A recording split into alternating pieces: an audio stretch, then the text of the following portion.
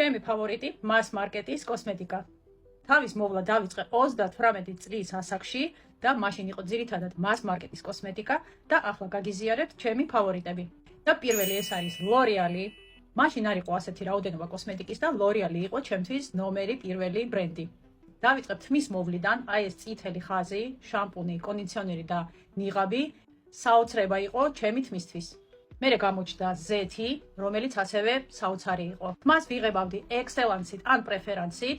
მქონდა აი ეს ორი ფერი, ჯერ მანგო, მოსტაფილოს ფერი და მერე წითლად დავიწყეთ მის შეღება.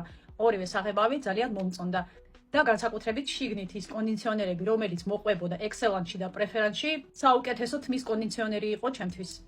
რაც შეეხება სახის კრემს, აი ეს გამჭვირვალე ფლუიდი, მე მგონი ლორიალი აღარ უშვებს, მაგრამ საოცარი სტრუქტურაც იყო და ძალიან კარგად ჯდებოდა ჩემს კანზე. ტონალურს კიდე ვიყენებდი აი ამ წითელ Infallibles, მე მგონი Infallible ქვია, აღარ მახსოვს, ლეგენდარული ლორიალის ტელესკოპიკი ტუში.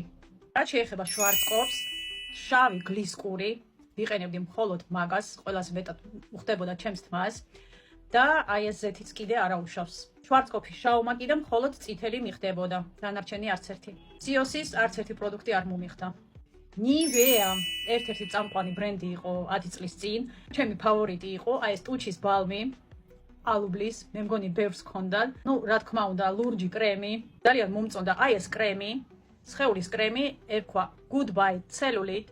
Cellulite რა თქმა უნდა არ აქრობდა, მაგრამ ამ კრემის მერე კანი ხდებოდა ისეთი გლუვი და ნაზი, სამწუხაროდ აღარ არის გაყიდვაში ამოიღეს რატომღაც. პანტინიდან მიყვარდა ეს ოქროსფერი ხაზი, შამპუნი და კონდიციონერი, რაც შეეხება ზეთს არ მომეწონა. გარნიას აი ამ ნატურალსის საღებავსაც ვიყენებდი, აი ეს ფერიც მქონდა და ასევე მიცელარული ჩემთვის იყო იდეალური. და ფრუტისიდან მხოლოდ სტაფილოსფერი შამპუნი. Maybelline თუ Maybelline ტუშები, აი ეს ყველაზე ჩემი პირველი ტუში, რომელსაც მე სულ ვყიდულობდი, მე მგონი ახლა აღარ არის, არ მინახია და მე უკვე გამოჩნდა ეს ყავისფერი ტუში. Rexona სულ მქონდა ეს პატარა სტიკი, ანტიპერსპირანტი, რომელსაც ჩანთაში ვაგდებდი. ესე დიდად არ მიყვარდა მე Rexona, უფრო აი სიკრეტს ვიყენებდი დილაობით, მაგრამ ეს პატარა Rexona მაინც ჩანთაში სულ მქონდა. Sunsilk-დან არაფერი არ მიხდებოდა. კიდე იყო ადრე Revlon-ი, არ ვიცი გახსოვთ თუ არა, ძალიან მიყვარდა ეს ბრენდი. თმის საღებავსაც ვიყენებდი Revlon-ის. აი ამ წითელ ტუჩ საცხზე ვიყავი შეყვარებული. ეს იასამნისფერი თვალის ჩრდილების პალეტკა მაჩუკა ერთ-ერთმა ვიზაჟისტმა მითხრა, რომ ეს არის ზუსტად შენი ფერები, ანუ შენ თვალებს უხდება აი ეს ფერები. დიდხანს ვიყენებდი მხოლოდ აი ამ ფერებს. მე უკვე ცოტა რომ გაფუჭდა და ვადაც გაუვიდა, უბრალოდ ვატარებდი, რომ ზუსტად ესეთი ფერები მეყიდა. Eveline ესეც იყო ჩემი ფავორიტი, ძალიან მიყვარდა ტუჩის ბალმები, არ აქვს მნიშვნელობა რა გემოთი, ალუბლის, მარწყვის, მანგოთი, ყველა იყო ძალიან კარგი, ასევე აი ეს სამკურნალო ფრჩხილის ლაქები, აი ყველა მქონდა ნაყიდი და სხვათა შორის ძალიან ეფექტურია. უბრალოდ მოხმარების წესები უნდა იცოდეთ. წითელი სხეულის კრემიც იყო ძალიან მშრალი კანისთვის და მომწონდა. მერე გამოვიდა ეს ხაზი თმის მოვლა, ყველა მაგ დატესტილი და ეგეც მომეწონა, დასაბანები. და სანამ ლაზერს გავიკეთებდი, ვიყენებდი აი ამ კრემს დეპილატორს.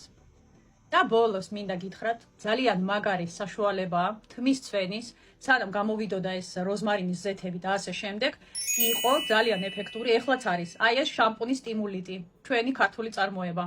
ახლა უკვე იმდენი კოსმეტიკა ჩვენს ბაზარზე, რომ ეს პროდუქტები ცოტა დამავიწყდა. აი ამ ვიდეოს რო ვწერდი, გამახსენდა რა კარგი პროდუქტები იყო.